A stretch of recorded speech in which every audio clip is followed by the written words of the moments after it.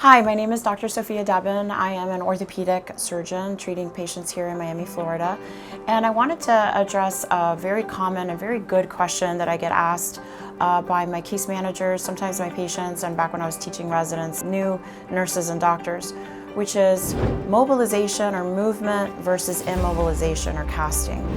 And so this is a fundamental caveat to musculoskeletal care, and it's this.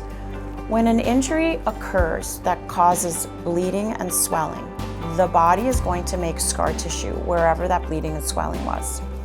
Remember that for normal function and motion, we need flexibility in every single one of our joints. So, if we allow a joint to be surrounded and covered in blood for a very long time and we don't move the joint, the blood is going to make a big scar in that joint, and that scar is going to be stiff and thick and the joints won't move. And so now someone's going to be walking around like this all the time, and that's not very functional, right? Because for composite motion, we need to open and close our hand, so our finger has to move. For us to be able to walk on uneven ground or walk up and down a hill, our ankle has to move.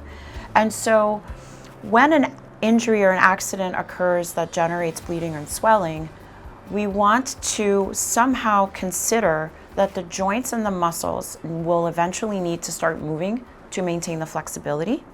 But obviously something was probably injured or torn. It could be a ligament, it could be some cartilage, it could be a tendon, it could be a wound, right? A big laceration with muscle tissue that's been cut. The body needs a period of time for the bleeding to turn into what I call an internal scab or scar, and for then that internal scab or scar to soften. And so if we start in the period of acute pain and swelling with the bruising and we start moving someone very quickly, the collagen that forms the scar tissue is going to be very loose. And so we have all probably taken care of patients that didn't get immobilization in the right period of time, and there was too much motion in the injured part and the ligament didn't heal or scar in deeply enough, and now the ankle or the wrist or the shoulder is unstable. The fracture didn't heal, and so now they have a non-union or a malunion, and now someone like me has to go in, cut the bone, realign it, and put metal plates and screws in. And so we're always walking this tightrope between early motion so that when the healing is all done, the joints all work well and the patient can return to their life, and immobilization, whether it be with a sling, a cast, a boot, so that that body part doesn't move long enough for the scar tissue to really form thickly. Whenever we move a joint in the setting of acute pain and swelling and that scar tissue that's trying to form, that scar tissue becomes very thin and wispy and it doesn't hold.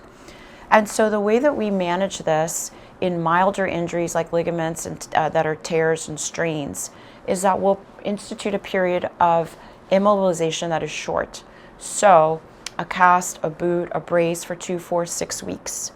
And then slowly we'll start weaning them out. That means taking them out of the boot, brace, or cast and start gentle motion until their pain and swelling has gone down, and then we'll start more aggressive therapy, strengthening, standing, walking, weightlifting. If we don't immobilize them, they'll be too loose. If we immobilize them too long, they'll be too stiff.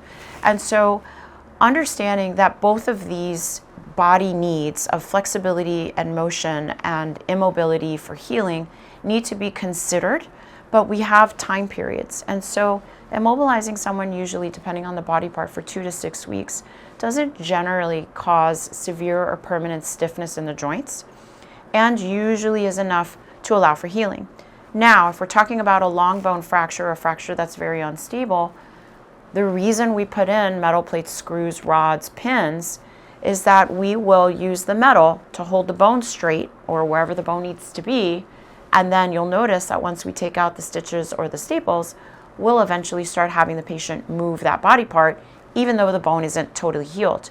And the benefit of the metal implants is it allows us to achieve both goals at the same time. The metal implants hold the bone still enough so the bone heals, but it allows for motion. So it's mechanically stable enough that if the patient were to start moving their ankle, foot, shoulder, that the bones will stay still, but the joints can still move. And so immobilization and early mobilization can both be utilized in the same patient at different time points to achieve different goals.